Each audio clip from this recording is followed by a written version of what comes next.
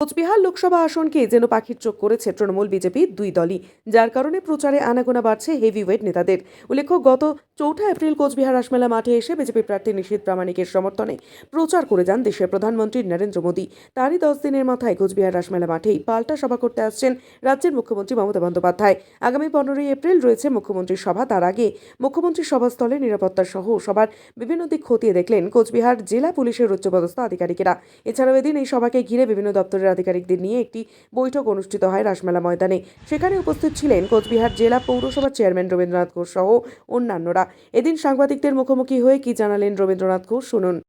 আগামী 15 এপ্রিল রাজ্যের মাননীয় মুখ্যমন্ত্রী মমতা ব্যানার্জি কোচবিহারের তৃণমূল কংগ্রেসের প্রার্থী জগদীশ বর্মা বসুনিয়ার সমর্থনে নির্বাচনী সভা করার জন্য কোচবিহার ঐতিহাসিক রাসমেলার মাঠে তিনি সভা করবেন।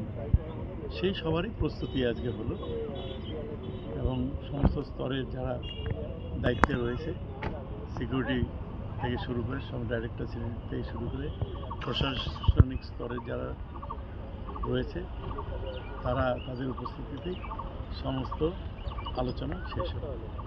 কখন হবে? আনুমানিক বেলা 12টায় তিনি তার সভাটা শুরু করবেন। আমরা মানুষকে 11টার মধ্যে এসে পৌঁছানোর জন্য অনুরোধ করেছি। এই মাঠেই তো প্রধানমন্ত্রী সভা করে গেছেন, তারপরে মুখ্যমন্ত্রী, কতটা তাৎপর্যপূর্ণ? দেখুন, মমতা ব্যানার্জি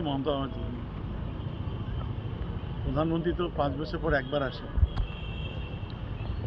তার কোনো গ্যারান্টি নেই। কিন্তু মমতা ব্যানার্জি গ্যারান্টি আছে যে বছরে 1-2 বার তিনি 2-3 বার তিনি আসেন এই মাঠে। 29শে নভেম্বরও এসে গেছে, আবার 15 তারিখে আসছে, আবার তিনি আসবেন।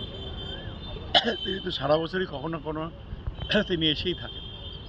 তিনি সারা বছরই মানুষের খোঁজখবর রাখেন, নাগরিকরা কেমন আছে না আছে, জনগণ কেমন আছে না আছে, তারা সরকারি পরিষেবাগুলো পাচ্ছে কি পাচ্ছে না ঠিক মতো, তা খতিয়ে দেখার জন্য বারে বারে তিনি আসেন। সুতরাং এটাই হলো মমতা ব্যানার্জির গ্যারান্টি যে তার শাসন ক্ষমতায় রাজ্যের মানুষ ভালো আছে, কুচবিহারের মানুষ ভালো আছে, উন্নয়নটা দ্রুত গতিতে চলছে, তার 72টা যে পরিষেবামূলক কাজ মানুষের কাছে সঠিক সময়ে সেই পরিষেবাগুলো পৌঁছে যাচ্ছে। এটাই হলো মমতা ব্যানার্জির গ্যারান্টি।